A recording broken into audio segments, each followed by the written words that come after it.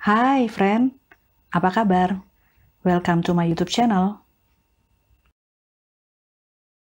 Sonang mamodong kuna martuai.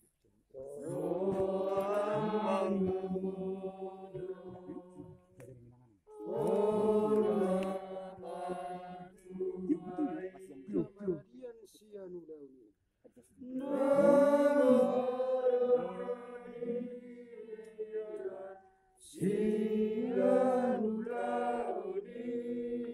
Ulanu dihajol mau jalan mangihut kotu surga.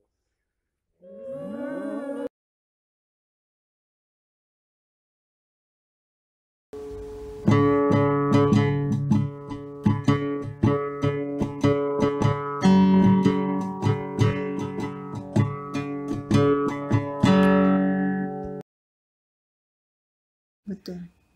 Dari perjalanan hidup Bapak Tua, semangat hidup apa deh yang bisa kamu terapkan, kamu jalani nih kehidupan kamu ke depan? Semangat dia selalu bilang ya, selama masih bernafas selalu ada harapan. Ya, secara ya si bapak nggak melihat, dia sakit retinitis pigmentosa. Jadi kehilangan penglihatan lambat laun, sedikit demi sedikit lama-lama tidak melihat. Dari siang masih bisa melihat, jam 7 malam udah nggak bisa melihat. Tapi dia punya semangat. Dia usahakan yang dia bisa. Dia operasi ke beberapa rumah sakit mata, ternyata tidak ada harapan. Iya. Dia ikut beberapa KKR, KKR, kesembuhan doa juga. di mana-mana deh, semangat. Bahkan dia Kita anterin ya deh, waktu itu di Ancol ya, Betul. rame-rame ya.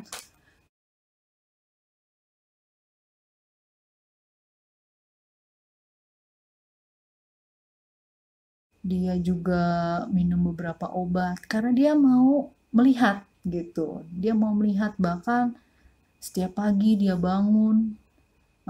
Aku tahu tuh dia berdoa tuh, dia minta Tuhan sembuhkan seperti Bartemius yang Tuhan bertanya apa yang kau inginkan. Bartemius minta dirabuni, akhirnya Tuhan jawab. Nah, dia juga berharap demikian, dia berdoa setiap pagi. Sampai suatu ketika dia divonis kanker usus, dia juga tetap semangat. Dia mau dioperasi bius total yang sekitar 4 jam 5 jam operasi. Itu bius total, tapi dia tetap mau operasi karena operasi bisa gagal, bisa meninggal di tempat, tapi dia tetap melakukannya.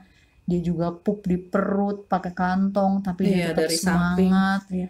Dia juga ada diabetes juga, tapi dia tetap semangat. Dia mau ke rumah sakit, dia menjalani kehidupannya dengan tidak putus asa. Di saat dia tidak melihat, dia tetap punya semangat. Dia percaya bahwa Tuhan yang akan selalu tolong, Tuhan yang selalu topang. Nah, itu modalnya paling. Semangat hidupnya memang tinggi dan banget Bapak Tua. semangat gitu. Bahkan di setiap kesempatan, setiap ketemu orang, dia nasihati. Bahkan kalau orang itu ke rumah, mengunjungi, sebelum itu keluar dari rumah diajak berdoa. Iya. Itu yang aku dapetin, bahwa selama masih bernapas selalu ada harapan. Usaha, kerja keras. Apapun hasilnya, terus kerja keras.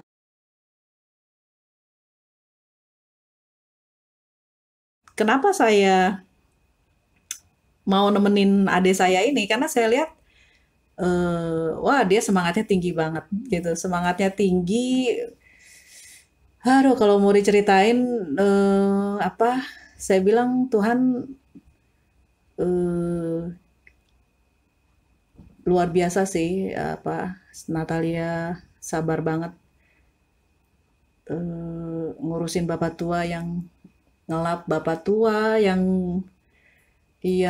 mandiin ya, ngelap ya deh ya, bersihin gitu, dan mempersiapkan segalanya.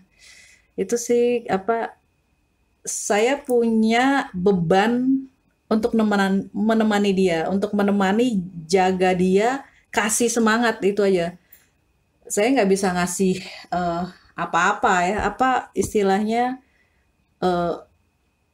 waktu dan keberadaan kita.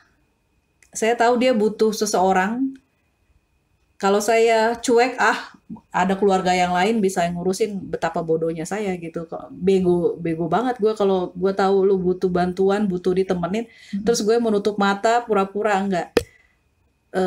Tuhan suruh temenin Natalia gitu. Jadi ada beban, ada tanggung jawab yang harus ku temani kamu, ku berikan apa yang ku mampu, ku beri semangat, karena yang penting semangat kan, Dek. Di samping tempat tidur Bapak tua, kita cuma ngobrol aja. Ngobrol aja, Bapak tua di atas, wah sesudah di kamar ini ya, rawat inap.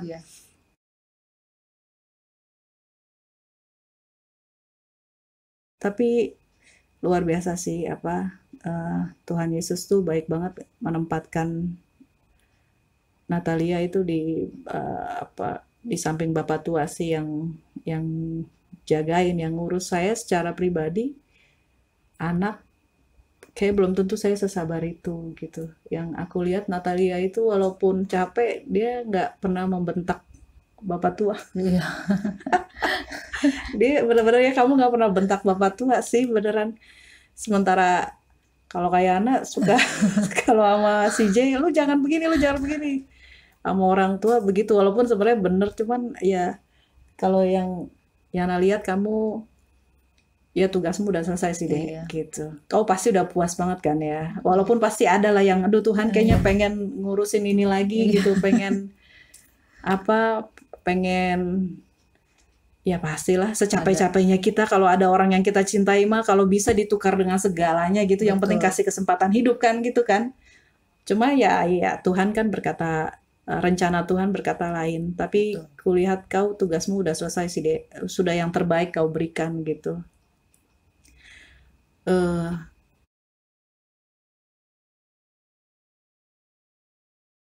Dari perjalanan Bapak tua, dari yang 2 tahun terakhir Bapak tua sakit, ada ini ada ya, rekonsiliasi hubungan keluarga. Betul. Itu ada rekonsiliasi hubungan keluarga ya. Adik kakak mereka ini nih. Betul. Yang tadinya sempat renggang karena banyak hal masalah orang tua yang kadang anak-anak kita juga bingung apa masalahnya, tapi ya itu pada prinsipnya orang tua boleh punya masalah, tapi kita anak-anak nggak boleh ikut campur. Betul. Jadi kita yang harusnya sebagai penengah gitu. Dan 2 tahun Bapak tua sakit itu luar biasa ya. Bapak tua manggil ketemu sama bapakku juga ya, semuanya dipulihkan, hubungan mereka dipulihkan luar biasa, yang jauh mendekat akhirnya. Iya betul. Emang sempat renggang atau mungkin ada masalah ya yang kita tidak ketahui antara adik kakak. Jadi saya lihat bahwa doa Bapak tuh sedikit-sedikit Tuhan jawab. Dia berdoakan memiliki hubungan yang kembali harmonis dengan adiknya. Dia pengen hatinya dilembutkan. Jujur sebenarnya saya ngelihat perubahan Bapak yang luar biasa. Secara karakter kan Bapak itu orangnya keras.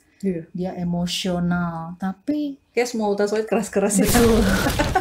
Tapi 3 tahun terakhir tuh dia ngalamin banyak perubahan. Proses. Ya, saya yakin tuh bahwa Tuhan lah yang mengubahkan dia melalui banyak hal penyakit ini ya. Lebih tepatnya Tuhan pakai segala cara untuk membentuk orang tuh benar sekali, dan itu terjadi pada Bapak saya. Ya, suatu ketika pas dia sakit, saya tahu lah bahwa dia tuh mengalami ketakutan ya. Namanya meninggal divonis sakit pas di rumah sakit, setelah endoskopi dokter langsung memvonis kanker usus. Itu dia shock, kaget ya. Bahkan saat itu juga dia minta pulang dari rumah sakit. Kita juga takut, kebetulan Bapak kan gak bisa melihat, jadi kita nangis juga, Bapak tidak tahu. Dia mikir, semikir-mikirnya, dia bingung kali ya, dia takut, dia mungkin saat itu benar-benar dia berserah sama Tuhan, berharap sama Tuhan, siapa lagi pertolongan dia cuman sama Tuhan.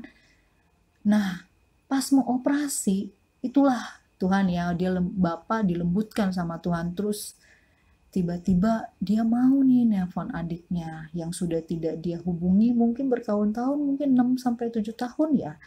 Terus dia merendahkan dirinya, memulai duluan, Komunikasi yang komunikasi yang terputus. terputus itu dia mulai lagi, dia mulai merendahkan diri, mulai melembutkan hatinya, melupakan semua masa lalu yang tidak baik itu. Dia langsung telepon Bapak Uda, dia bilang dia sakit kanker, dia akan operasi, dia mau minta tolong, dia minta maaf atas segala kesalahan dia mau minta tolong, dia serahin kami anak-anaknya kepada Bapak Uda, tolong jaga jika kami menikah, tolong kau apa ya sebutannya ya, tolonglah sebagai temani pengganti diriku jika Ya aku karena tidak bapak ada. ya pasti bapakku, Bapak Uda kan. Betul, karena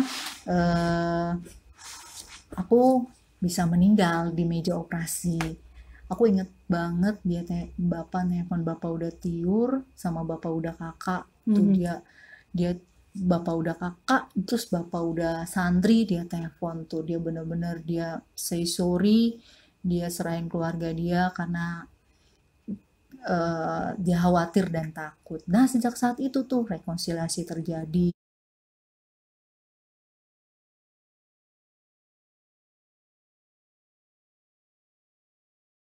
Hubungan semakin saling mengasihi, kayak saling memaafkan, mengampuni. Betul, kayak kasih mula-mula, kayak kembali ke anak-anak kali ya, saling memperhatikan, menjaga.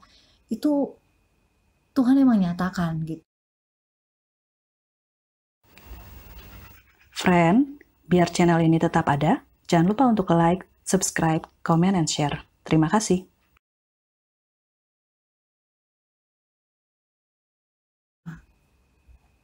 Kalau ada kata yang ingin disampaikan untuk Bapak tuh apa, Dek? Kalau masih ada kata yang mungkin belum pernah kamu ucapkan gitu, pesan atau apa yang Bapak nggak usah khawatir, Tuhan beserta dengan kami. Tuhan yang menggantikan tugas Bapak, Dia yang Tuhan yang tidak akan pernah ninggalin kami, bahkan di saat nanti kami menikah, Tuhan yang selalu bersama dengan kami. Jadi Bapak nggak usah khawatir, nggak usah memikirkan kami lagi, karena Tuhan ya emang Tuhan yang ambil alih sejak dulu, tapi Tuhan akan lebih berfokus dengan kami, karena walaupun kami tidak punya Bapa di dunia ini, tapi Tuhan yang akan menjadi Bapa kami, yang akan melindungi, memelihara, mencukupkan, menjaga, bahkan yang memberikan yang terbaik buat anak-anaknya. Jadi Bapak udah melakukan tugas Bapak dengan baik gitu. Paling itu yang mau saya. Kesedihan gak boleh berlarut-larut.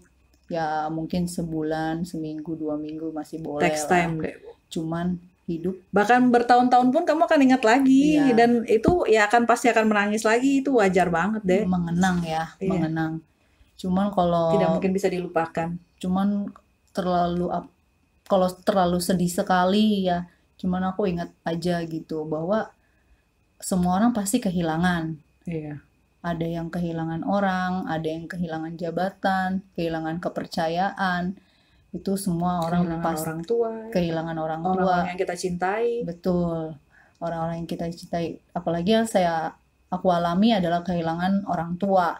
Nah, paling yang aku pegang pada saat sekarang yang menguatkan aku adalah bahwa semua tuh milik Tuhan. Tuhan berhak ngambil orang tua termaksud ya, kapanpun dia mau, karena itu milik Tuhan. Kedaulatan Tuhan. Kedaulatan Tuhan. Kita cuman pengelola atau orang yang di samping dia. Kalau pemiliknya udah manggil, udah ngambil, udah jemput, ya itu haknya dia. Cuman ya paling kita bilang ya Tuhan sedih banget ya gitu loh. Biar kasih kekuatan, penghiburan supaya kita harus terus bisa menjalani kehidupan kan, hidup terus berjalan. Kalau kita terlalu berlarut-larut, cuman bagaimana gitu. Cuman ya pertimbangan ya mungkin karena mama kan, mama kan pasangan hidup. Ya pasti dia harusnya lebih sedih karena pasangan dia yang pergi. Nah itu mungkin yang menjadi semangat bahwa bapak udah gak ada, tapi masih ada mama, kita harus terus semangat, kita harus jalani kehidupan, kita harus lewati semuanya, percaya, optimis bahwa semua akan indah, semua terbaik, akan mampu, semua akan bisa dilewati. Asal bersama-sama. Betul.